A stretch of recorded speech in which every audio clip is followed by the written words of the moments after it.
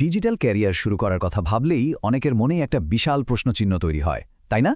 একদম শূন্য থেকে কিভাবে কাজ শুরু করা যায় তা নিয়ে আজ আমরা বিস্তারিত আলোচনা করব। এটা একটা কমপ্লিট রোডম্যাপ হতে যাচ্ছে।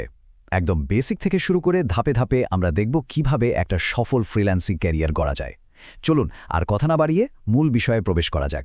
আমাদের আজকের আলোচনার মূল ফোকাস থাকবে 4টি বিষয়ের ওপর: ফ্রিল্যান্সিংয়ের আসল ধারণা, কাজ খোঁজার সেরা ডিজিটাল মার্কেটপ্লেসগুলো, কেন একটা প্রকৃত দক্ষতা থাকা একদম মাস্ট, আর সবশেষে সেই কাঙ্ক্ষিত প্রথম কাজটি কিভাবে পাওয়া সম্ভব।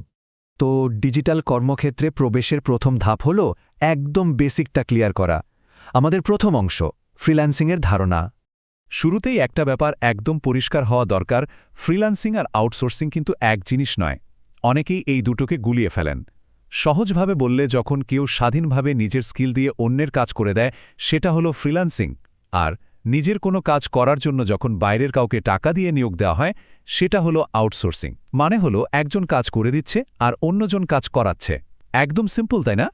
বেসিক তো ক্লিয়ার হলো। এবার প্রশ্ন আসে, কাজগুলো আসলে পাওয়া যায় কোথায়? চলুন দেখি আমাদের দ্বিতীয় অংশ, শীর্ষ ডিজিটাল মার্কেটপ্লেস। অনলাইনে কাজের কথা শুনলেই সবার আগে মাথায় আসে আপওয়ার্ক বা ফাইবারের মতো বড় বড় গ্লোবাল প্ল্যাটফর্মের নাম।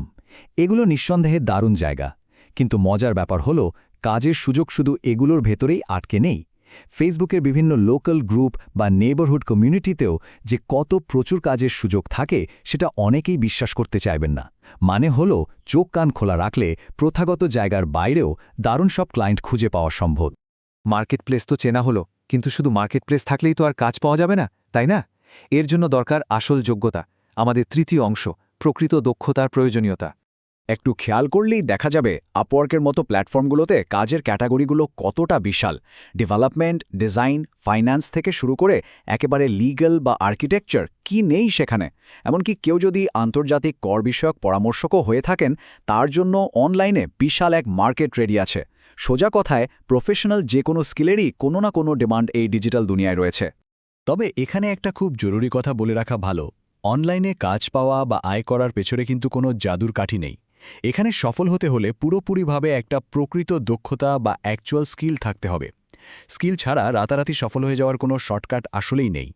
ফ্রিল্যান্স কথাটার মানে কিন্তু মোটেও বিনামূল্যে কাজ করা নয়, বরং নিজের অর্জন করা স্কিলটাকে ক্লায়েন্টের কাছে বিক্রি করে স্বাধীনভাবে আয় করা।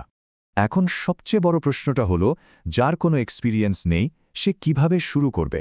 এটাই আমাদের চতুর্থ এবং শেষ অংশ, প্রথম কাজটি পাওয়া। অ্যাডমিন ও কাস্টমার সাপোর্ট ক্যাটাগরির দিকে তাকালে রিয়েল ওয়ার্ল্ডের চমৎকার কিছু উদাহরণ দেখা যায়। ক্লায়েন্টরা নিয়মিত সাধারণ ডেটা এন্ট্রির কাজের জন্য মানুষ খুঁজছেন, যাদের দিয়ে তারা খুব দ্রুত কাজ শুরু করাতে পারেন। এই ধরনের জব পোস্ট প্রমাণ করে যে বেসিক ডেটা এন্ট্রির মতো কাজগুলোতে নতুনদের জন্য দারুণ সুযোগ রয়েছে। একদম জিরো এক্সপেরিয়েন্স থাকলেও ঠিক এই জায়গা থেকেই যাত্রা শুরু করা যায়। তবে হ্যাঁ, ডেটা এন্ট্রি শুধুই একটা শুরুর জায়গা, এখানে আটকে থাকলে চলবে না। আসল গেমটা হলো নিজেকে প্রতিনিয়ত আপগ্রেড করা। ডেটা এন্ট্রি দিয়ে শুরু করার পর গুগল বা ইউটিউবের মতো বিনামূল্যের বিশাল সব রিসোর্স কাজে লাগিয়ে নতুন নতুন স্কিল শিখতে হবে। এই শিক্ষাকে কাজে লাগিয়ে ধীরে ধীরে নিজেকে একজন গ্রাফিক ডিজাইনার, ওয়েব ডেভেলপার বা এক্সেল স্পেশালিস্টের মতো দারুণ সব স্পেশালাইজড রোলে নিয়ে যেতে হবে। এটাই হলো আসল ক্যারিয়ার প্রোগ্রেশন। আজকের এই আলোচনা শেষ করার আগে পুরো রোড ম্যাপটা নিয়ে একটু গভীরভাবে ভাবার অনুরোধ করব। ডিজিটাল যাত্রা শুরু করার জন্য আজই, এই মুহূর্তেই ইন্টারনেটে থাকা ফ্রি রিসোর্সগুলো ব্যবহার করে নির্দিষ্ট কোনো অ্যাকচুয়াল স্কিল বা দক্ষতাটি শেখা শুরু করা যায়। একবার ভেবে দেখুন তো, এই একটা প্রশ্নের উত্তর খোঁজার মাধ্যমেই হয়তো শুরু হয়ে যেতে পারে দারুণ একটা নতুন কেরিয়ার।